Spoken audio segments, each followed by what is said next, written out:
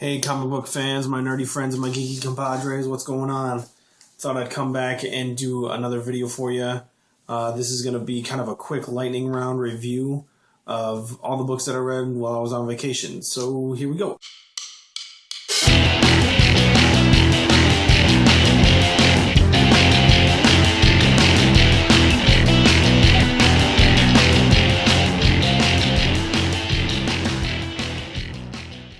Alright, well, you might have seen my review, my Mile High special review of the Marvel Universe versus the Avengers #1 book.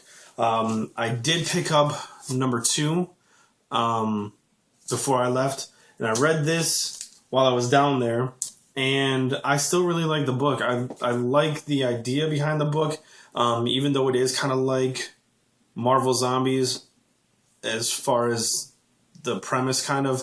I do like it. Turns out that Dr. Doom is not trying to really conquer the world, but to save the world and have everybody like worship him for it. That all goes down in this book. I liked it. Really good. I want to find #3 and #4 so I can pick those up and read the rest of the miniseries. I picked up a few books while I was down there. I read 3 of the 4. I didn't read Hawkeye #4 yet because I don't have Hawkeye 1 through 3. So I'm going to pick those up and then read #4 because I hate trying to jump into something halfway through. So the other books that I read, though, were Avengers #1. I liked it, but not so much to like truly really get into it. The whole like guy trying to remake Earth on Mars or whatever just kind of confused me a little bit. I mean, it's kind of neat. It's kind of a neat storyline, but I don't know if I'm going to go ahead and keep getting this or not. I got other books that I'm way more interested in. The all-new X-Men. I picked up this at that comic shop at Universal. Unfortunately, it was a second printing, but I really did like the premise behind this one, where Scott Summers is just like creating this kind of army, and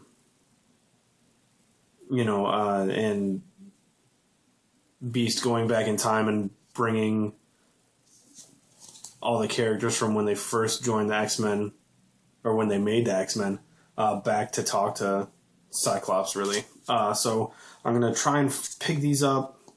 Pick the rest of these up at my other comic shop that does have price back issues. That's kind of one I kind of really want to get into. And the next one that I picked up while I was down there that I read was Hawkeye and Mockingbird. This one I'm not really sure if I'm all that into it. I did really appreciate the like history of Hawkeye and Mockingbird in the back of the issue. The storyline was pretty good. I mean, they're fighting evil together pretty much, and Crossfire comes in and tries to kill them while they were stopping an arms deal going on, and apparently it was one of his arms deals. But it looks like Mockingbird has kind of a... She's keeping some secrets from Hawkeye, and at the end of the book, it shows him going to her family's house and asking them some questions about her, and yeah, I don't know. I might keep up on this one if I can find some more. I'll definitely check out another couple of books, another couple of issues, because I did kind of like that. The first book I read on the plane was Killing Joke. I'd never read this before, and I loved it. I got the special hardcover edition, and it's kind of cool. All the little extras in the back. about the creators, you know, the making of the book and everything. I don't really want to get too in-depth in this, because if there's anybody out there who hasn't read this, I urge you just to go out and read it. You know, you don't have to watch a review. I promise it's really good. The best Joker that I've seen is in this book. Even on the top, on the front cover here, Tim Burton says, "I loved The Killing Joke." It's my favorite. It's the first comic I've ever loved, and it's great. Unfortunately, right after I read this one, I read Cacophony, and I liked it. I just wish I hadn't read it right after I read The Killing Joke. Now, I read Kevin Smith's Green Arrow books that he did, the Quiver run. So I knew all about Onomatopoeia, and I liked that he got placed in this book. It just, I don't know, even Kevin Smith said that this wasn't going to be his best Batman book.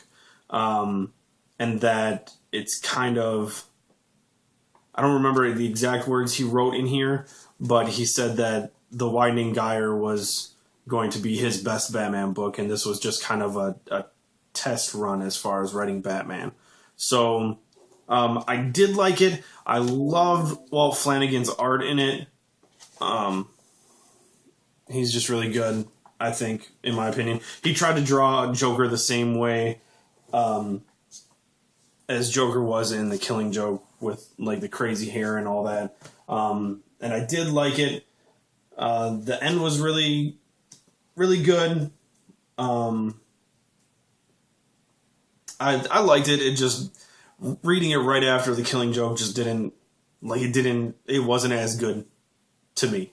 I still liked it though. Some other books that I brought with me is Harbinger. Of course, Zero I picked up today. I showed you on my video earlier, but I did read 0 and 8.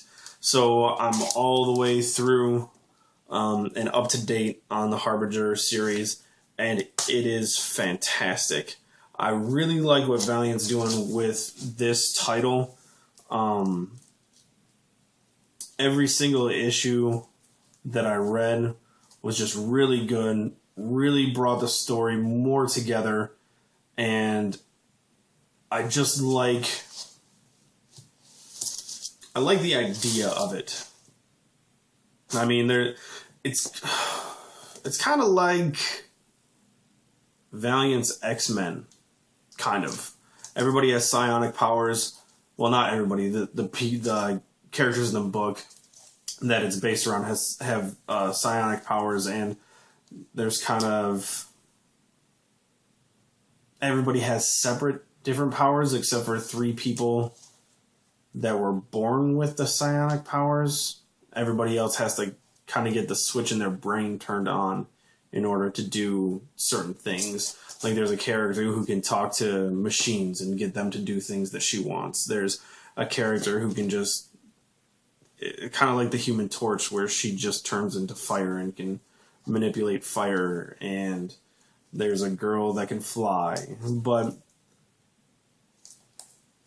the main character in this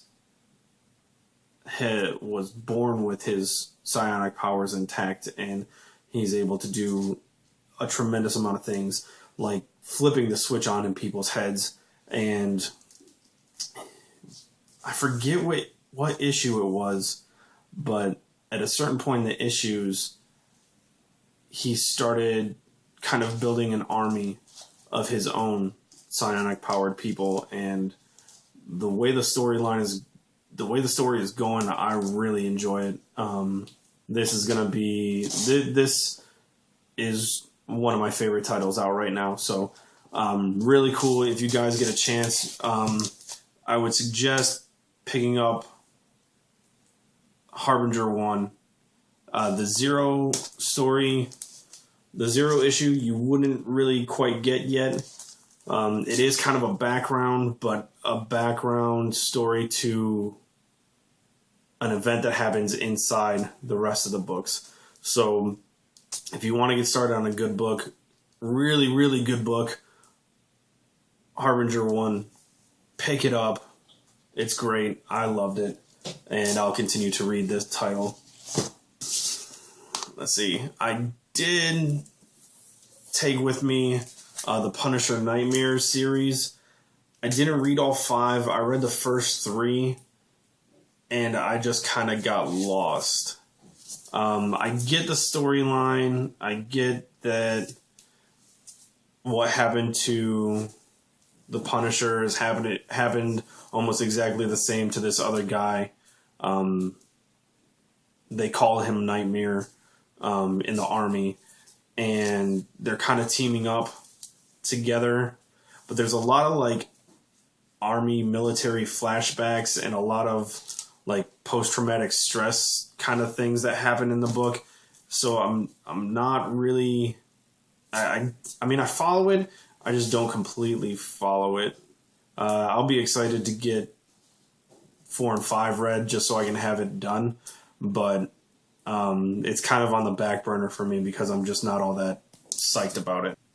One book that I was really psyched about to get and really psyched about to read, and while I was reading it, I was really psyched about it, was Saga. If you have not read Saga, if you had not picked up any of these books, I urge you to go out and pick up the trade paperback. It is $10. It is $10 well spent. The first 6 issues are in this book. And completely honest right now, it had me in the first page. For real, the first page is so good. It's so funny. It's only a 1-frame page, okay? But right when I read it, I wanted to keep reading. And as I was reading, I wanted to keep reading more and more and more. So I had the trade paperback, which leads you up to 6. I picked up 7, 8, and 9. I read all of them. I don't know if it was one night or not because we had a lot of stuff going on while we were down there. But I read all of them, and the day after I finished it, I actually told my sister, I was like, look, I know you're in, she's into manga. Yeah, manga. She's into manga. And I was like, look, I know you're not really into, like, comics, but give this a shot and see if you like it. So I let her borrow it, and she finished up the trade, and she wanted more, she said. So I gave her 7, 8, and 9, and she was like, when's the 10th one come out? So I told her when it comes out, and she's actually going to go to her comic shop and start a poll for Saga. And not only did I get my sister into it, I gave it to my wife, who doesn't really read comics at all unless I tell her she might like something. I gave it to her, and she fell in love with it and asked me when number 10 was coming out because she wants to keep reading more. So if that gives you any indication how good this is, that 2 people that don't actually read comic books are like just waiting on the edge of their seats for the next issue to come out. It's that good. It is really that good. And I can't wait for number 10 to come out. I'm waiting with bated breath. It comes out next Wednesday. So I'm really psyched. I'm going to pick it up, read it, and then give it to my wife, and she's going to read. So there's the stuff I read while I was on vacation. Most of it was really good. Some of it was iffy. But go pick up more comics. It's always fun to read more comics. Just go out, get more comics, and enjoy. I'll talk to you guys later.